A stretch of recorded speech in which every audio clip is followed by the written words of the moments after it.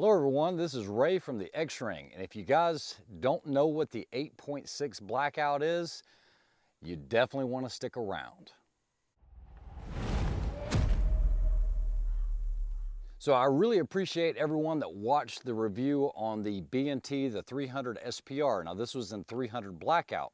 We did a full review of this rifle and we talked about its heritage. We know that Kevin Brittingham is the one that actually, he didn't invent it, but he actually helped get it to semi-standards to make it something that was what it is today, and hence the 300 Blackout.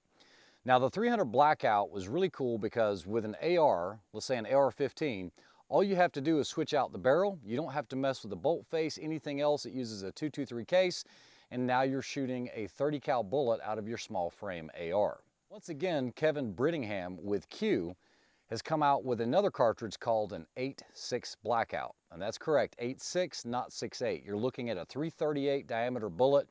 Uses the same bullet as a 338 Lapua Magnum, and there's also some pretty cool things with it. So I couldn't wait to get my hands on one, so I actually had Kenny over at Desert Precision Gunworks build this up for me. Now a little bit of history about this. It works the same way as the 300 Blackout does. Its parent cartridge is going to be the 6.5 Creedmoor. It is standardized now. Hornady is already making dies for this. Ammunition is very, very tough to get. So before we get into shooting this, let's talk about the build and what Kenny did for me. So the action is a Kauger Arms, or K-A-U-G-E-R, Kauger Arms. It's a Remington 700 based action, but it's actually a very smooth action. It is a 90-degree throw.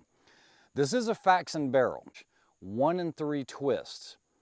So you can get these barrels pretty inexpensively when they're available. When I ordered the barrel, there was, I think, 2 left, and it is a button pulled rifling. It is not a single cut. And for the muzzle brake, I did a Surefire 338 brake because we will be running the Surefire 338 Ti. Big shout out to the guys, Andrew and everyone over at Surefire. Those guys are super, super great to deal with, and they make some of the best cans in the business. I mean, you guys already know that. Their reputation precedes itself. So what we have here is a 20-minute of angle base, and we are in a Apex Viking armament. Basically, this is an XLR chassis system. It does have the Arca Swiss rail integrated in it. And what I like here is you do have this mag catch, which is hidden, so you can't hit it accidentally. This is also adjustable for height, so when you're trying to tune those magazines. The 8.6 uses the same 308 6.5 Creedmoor magazine, so there's no changes there. This is a folder. It does have the adjustable length of pull and adjustable cheek riser. You press this button here and we'll be able to fold this into a nice little package. It is topped off with the Night Force 2.5-20, the NX8. This is a great optic, and I actually have the bridge here. This is actually not for looks. There's actually an EOTech night vision device that goes on the front of this. This would be great for hunting. As far as effective range, right now they're saying 400 to 600 meters utilizing a 300 grain subsonic bullet. Now, as far as the ammunition, there's really 3 companies that's slated to build this, and that is going to be Hornady. Big shout out to Hornady, big sponsor of the channel. You also have Gorilla Ammunition as well as Discreet Ballistics. So I'll be using this Discreet Ballistics. It's the 8.6 Blackout 300 grain full metal jacket. Now, as far as comparison on size, guys, this is a 223 case for a 300 Blackout. This is a 6.5 case for the 8.6 Blackout. You'll see you're shooting a 338 diameter bullet. This is a 300 grainer as opposed to a 200 grain 300 Blackout. So what we're gonna do is we're gonna go ahead and check this for 0. We'll make sure everything's good with it. I did shoot a couple of shots out of it. I don't have a lot of ammo, but I think you guys are gonna like this review. There's not much video on this cartridge, and I'll tell you, Kenny did a great job knocking it out of the park on this build over at Desert Precision Gunworks. So I have a GoPro going on downrange. I think, to be fair, what we're gonna do is we're gonna shoot the B&T 300 Pro, and we're gonna shoot it into the dirt. And then we're gonna immediately go over to the 8.6 just for sound comparison. I have the mic on my neck here, and I have a GoPro going downrange, and then what we'll do is we'll hit some plates, see if there's a lot of energy difference or if there is any. 300 Blackout, and I'm gonna shoot it just underneath the steel. Here we go. Pretty darn quiet, very effective.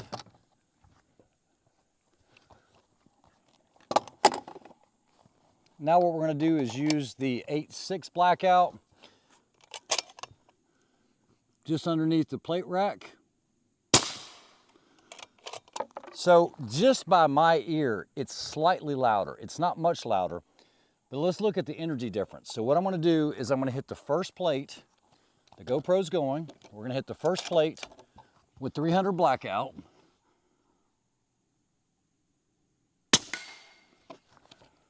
And then now we're going to hit it with 8.6.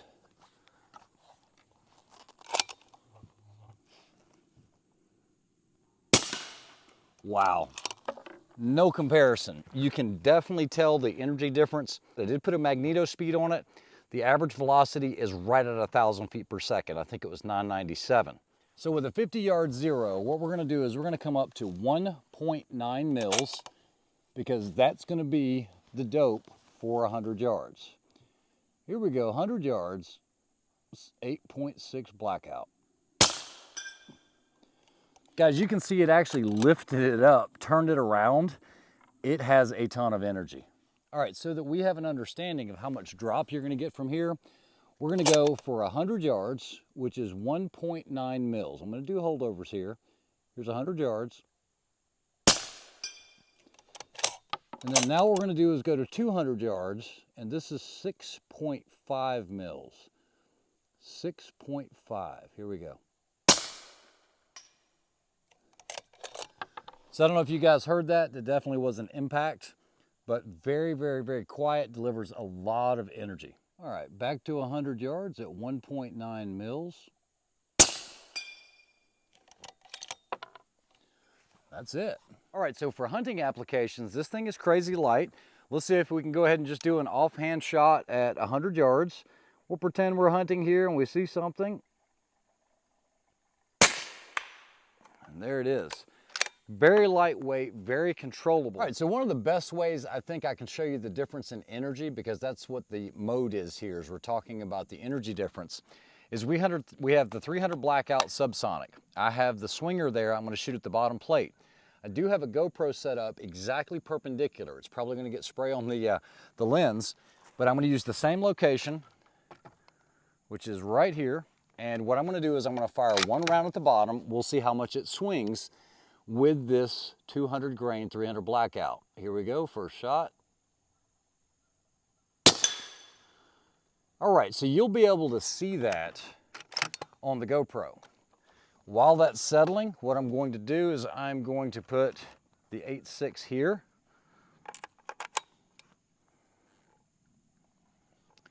It has settled down, and we're going to try to hit the exact same spot where the 300 Blackout struck. All right, here we go. Look at that. You can hear the difference, and you're definitely going to be able to see the difference on the GoPro. All right, so we're going to do a little comparison downrange. We've got the 300 Blackout, we've got a bag here, and I've got 3 steels downrange. I do have a GoPro set up. Let's go ahead and see how they compare. And here we go.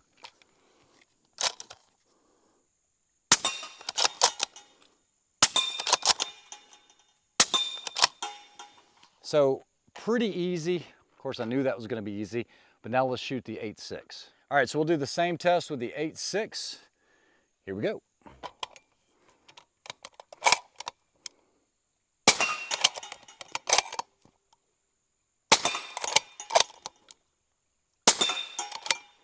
Wow, the energy difference it's incredible.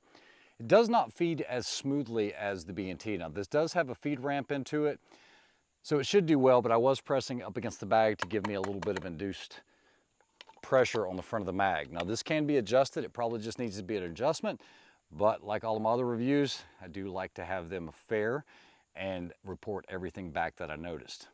So let's go ahead and go back up top. So I hate rifles that have feed issues. So what I grabbed was a slew of magazines. I've got the MDT 308 mag. I have a Magpul, the AICS mags, of course.